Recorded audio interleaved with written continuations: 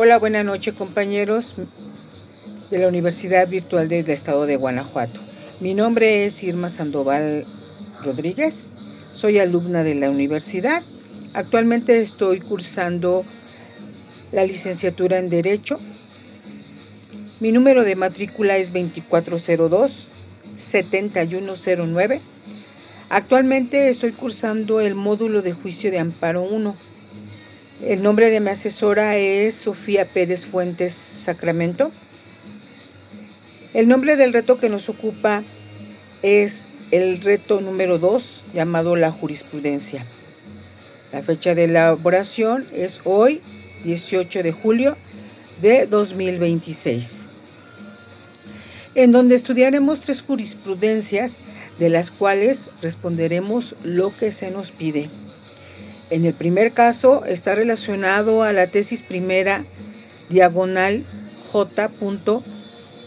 102 diagonal 2011 del Semanario Judicial de la Federación y su Gaceta, novena época, de la primera sala, de septiembre del 2011.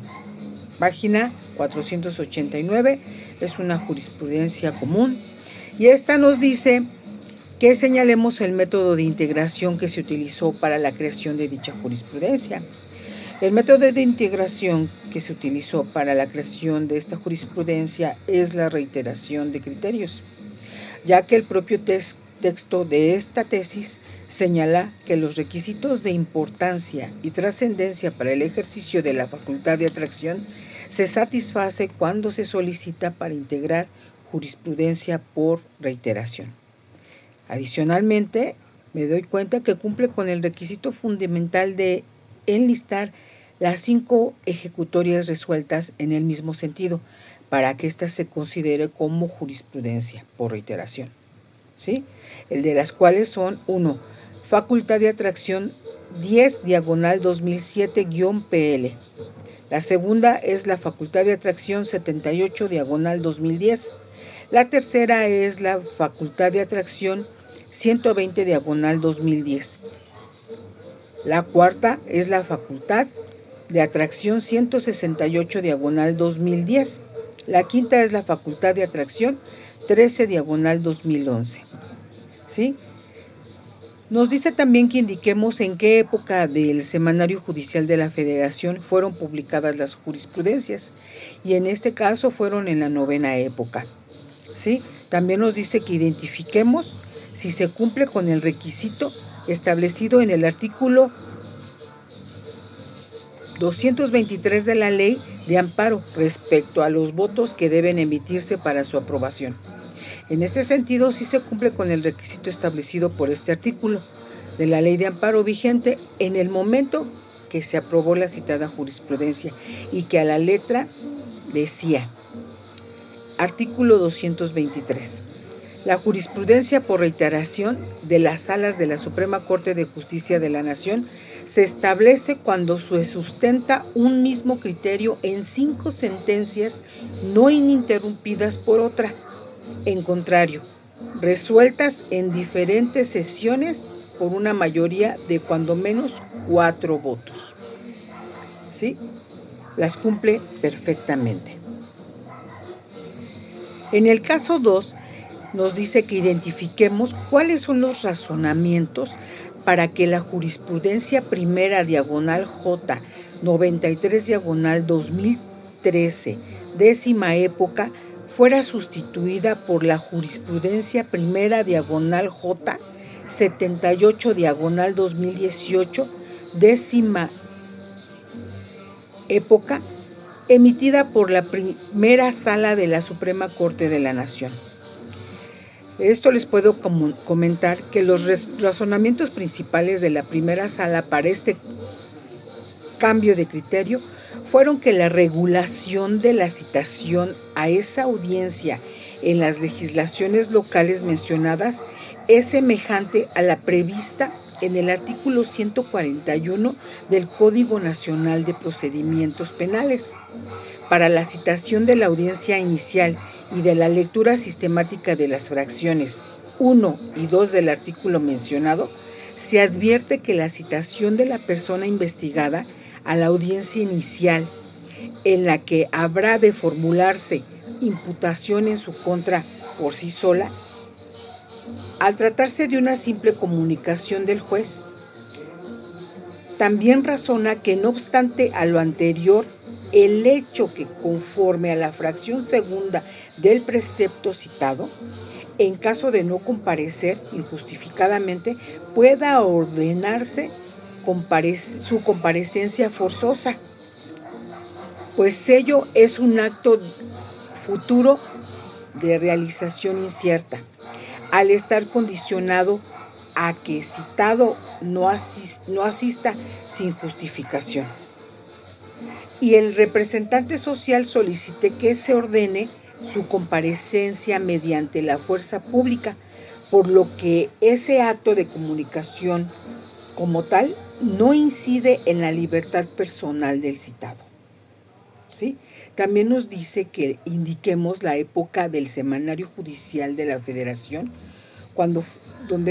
que fue publicada la jurisprudencia, y en este caso fue en la 10ª época. ¿Sí? También estamos tocando el tema del caso 3, que nos pide que indiquemos en qué época del Semanario Judicial de la Federación fueron publicadas las jurisprudencias. ¿Sí? Y estamos hablando de una jurisprudencia, y estamos hablando de la tesis P/J.145/2000 del Semanario Judicial de la Federación y su Gaceta Novena Época 190663, tomo 12 de diciembre del 2000. Es una jurisprudencia constitucional común. Y en esta nos pide que indiquemos en qué época del Semanario Judicial de la Federación fueron publicadas las jurisprudencias, y esta fue en la 9ª época. También nos dicen que señalemos para qué autoridades es obligatoria la aplicación de dicha jurisprudencia. Y les puedo comentar que esta obligatoriedad se aplica de manera jerárquica, es decir, como la emitió el Pleno de la Suprema Corte de la Justicia de la Nación, es para todas las autoridades jurisdiccionales, tanto federales como las entidades federativas.